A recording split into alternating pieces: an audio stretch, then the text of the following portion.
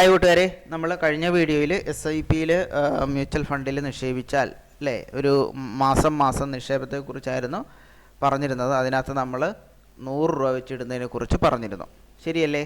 ഇനി മാസം ഞാൻ 100 രൂപ എന്നുള്ളത് മാറ്റി 200 രൂപയാണ് നിക്ഷേപിക്കുന്നത് എന്നുണ്ടെങ്കിൽ എത്ര രൂപ കിട്ടുന്നു? 3 ലക്ഷം. അതായത് മൊത്തം 24,000 രൂപ നമ്മൾ നിക്ഷേപിക്കും അല്ലേ? 1ാം ക്ലാസ് മുതൽ 200 രൂപ വെച്ചിട്ടാണ് നമ്മൾ നിക്ഷേപിക്കുന്നതെങ്കിൽ 10ാം ക്ലാസ് കഴിയാറാകുമ്പോഴേക്കും നമുക്ക് 3,10,935 രൂപയാണ് നമുക്ക് റിട്ടേൺ ലഭിക്കുന്നത്.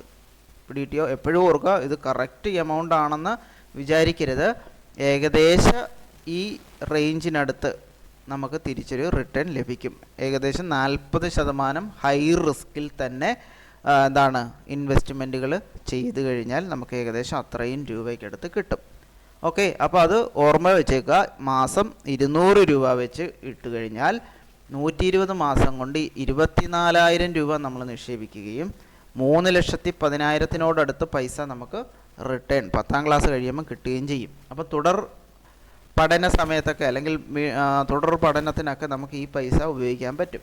പിടികിട്ടി? അപ്പം നമ്മുടെ പേരൻസിന് അത്രയും ബുദ്ധിമുട്ടുകൾ, പൈസ നമ്മുടെ വിദ്യാഭ്യാസത്തിന് ചിലവാക്കുന്നതിൻ്റെ ബുദ്ധിമുട്ടുകളൊക്കെ നമുക്ക് എന്ത് ചെയ്യാം? മാറ്റി വെക്കാൻ പറ്റും. പിടികിട്ടി? അല്ലെങ്കിൽ അവർക്കൊരു ഹെൽപ്പാകും ഇത്, ശരിയല്ലേ? ഇനി നമുക്ക് ഒരു കുറച്ചും കൂടെ എമൗണ്ട് കൂട്ടി നോക്കാം. അതായത് നമ്മൾ സ്കൂൾ കാലഘട്ടങ്ങളിലൊക്കെ ട്യൂഷനൊക്കെ പോകാറുണ്ട് അല്ലേ? അപ്പോൾ ട്യൂഷന് പോകുമ്പോൾ നിങ്ങൾ ഏറ്റവും കുറഞ്ഞത് ഇത്ര രൂപ കൊടുക്കും? ഏകദേശം ഒരു 300 മുതൽ 500 വരെയൊക്കെ കൊടുക്കാനുള്ള സാധ്യതയുണ്ട്. ഇനി ട്യൂഷൻ സെൻറ്ററുകളിലൊക്കെ ആണെങ്കിൽ എല്ലാ വിഷയത്തിനും കൂടി എനിക്ക് തോന്നുന്നു ഇപ്പോഴത്തെ സമയത്തൊക്കെ 1000-നടുത്തെങ്കിലും പൈസ ഉണ്ടാകുമെന്നാണ് ഞാൻ കരുതുന്നത്. ഓക്കെ, അങ്ങനെ നോക്കുകയാണെങ്കിൽ തന്നെ നമുക്കൊന്ന് എമൗണ്ട് കൂട്ടി നോക്കാം. 200 എന്നുള്ളത് 300 ആക്കി നോക്കാം. 300 ആക്കി കഴിഞ്ഞാൽ നമുക്ക് 4,66,000 രൂപ വെച്ച് 6,000 രൂപയ്ക്കടുത്ത് നമുക്ക് എന്ത് ചെയ്യും? 10ാം ക്ലാസ് അല്ലെങ്കിൽ 10 വർഷം കഴിയുമ്പോൾ കിട്ടും.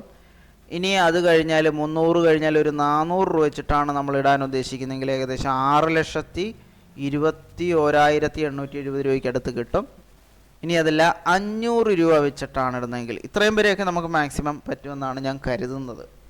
ഒരു സ്കൂൾ കാലഘട്ടം തൊട്ടേ 500 രൂപ ഞാൻ അത്രയും പ്രതീക്ഷിക്കുന്നുള്ളൂ. അതിൽ കൂടുതലൊക്കെ ചിലപ്പം നമുക്ക് പാടായിരിക്കാം, വീട്ടുകാർക്കും പാടായിരിക്കാം, കാരണം ബാക്കിയുള്ള ചിലവുകളും എല്ലാം വെച്ചിട്ട്.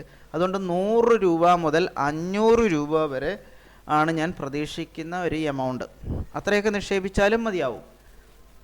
ഇനി 500 രൂപ വെച്ചിട്ട് നിക്ഷേപിക്കുന്ന ഒരു കുട്ടിക്ക് 1ാം ക്ലാസ് മുതൽ 10ാം ക്ലാസ് വരെയും 500 രൂപ വെച്ചിട്ട് മാസം ഇട്ട് കഴിഞ്ഞാൽ ഏകദേശം നമ്മൾ 10 വർഷം കൊണ്ട് ഇടുന്ന തുക 60,000 രൂപയാണ്.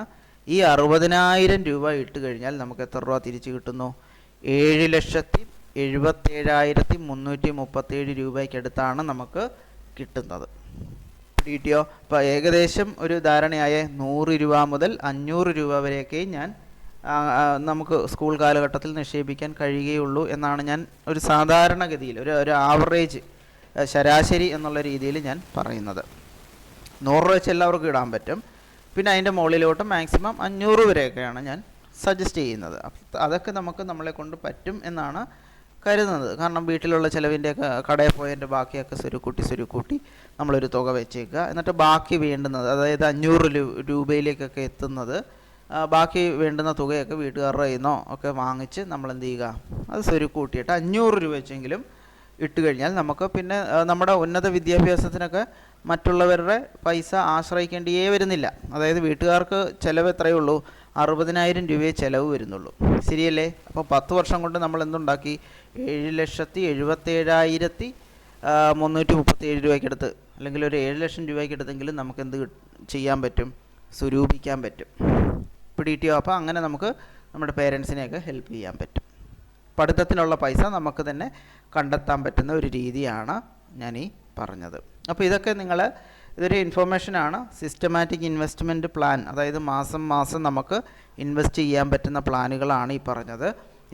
ഇതിനെക്കുറിച്ച് കൂടുതൽ, അതായത് നമുക്ക് വേറെ എങ്ങും പോകേണ്ട ആവശ്യമില്ല. നമ്മുടെ ബാങ്കുകളിലോ ഇതിപ്പം ഞാൻ പറഞ്ഞേക്കുന്നത് ഈ ഇതേപോലെ നമുക്ക് നിക്ഷേപിക്കാൻ പറ്റുന്ന ആപ്പുകളുണ്ട്. അത് ഈ സമയത്തൊക്കെ നമ്മുടെ സ്കൂൾ കാലഘട്ടത്തിലൊക്കെ അത് ഇപ്പം നമുക്ക് എന്താണ് അതിനെക്കുറിച്ചൊക്കെ മനസ്സിലാക്കിയെടുക്കുക എന്നുള്ളത്, അതേപോലെ നമ്മുടെ പേരൻസിനോട് പറഞ്ഞ് മനസ്സിലാക്കുക എന്നൊക്കെ ഉള്ളത് ഇച്ചിരി ചിലവർക്ക് മനസ്സിലാകാനൊക്കെ പാടാണ്. അപ്പോൾ ഏറ്റവും ലളിതമായിട്ടുള്ള രീതി എന്ന് പറയുന്നത് നേരെ നമ്മുടെ എന്താണ് ബാങ്ക് അക്കൗണ്ട് ഏത് ബാങ്കിലാണോ ഉള്ളത് ആ ബാങ്കിൽ ചെന്നാൽ ഇതേപോലെയുള്ള നിക്ഷേപങ്ങളുണ്ട്. ആ ബാങ്കിൽ പറഞ്ഞാൽ നമ്മുടെ അക്കൗണ്ടിൽ തന്നെ പൈസ ഇട്ടിരുന്നാൽ മതി. ആ പൈസ ബാങ്കിൽ തന്നെ ബാങ്കുകാർ തന്നെ എടുത്ത് ഈ നിക്ഷേപത്തിലേക്ക് നിക്ഷേപിച്ച് മാസം അല്ലെങ്കിൽ 10ാം ക്ലാസ് ആകുമ്പോഴത്തേക്കും ആ പൈസ അക്കൗണ്ടിൽ തന്നെ തിരിച്ച് കിട്ടും. അപ്പോൾ ആ ഒരു രീതിയിൽ സംസാരിച്ച് കഴിഞ്ഞാൽ അതാണ് ലളിതമായിട്ടുള്ള രീതി. ഓക്കെ, അപ്പോൾ അങ്ങനെയുള്ള നിക്ഷേപങ്ങൾ അറിയാൻ വേണ്ടിയിട്ട് ഇത് പറഞ്ഞതേ ഉള്ളൂ. അപ്പോൾ മാക്സിമം അത്തരം കാര്യങ്ങളിലൊക്കെ ഏർപ്പെടാനും അറിയാനും ഒക്കെ ശ്രമിക്കുക എന്നുള്ളതാണ്. ഓക്കെ.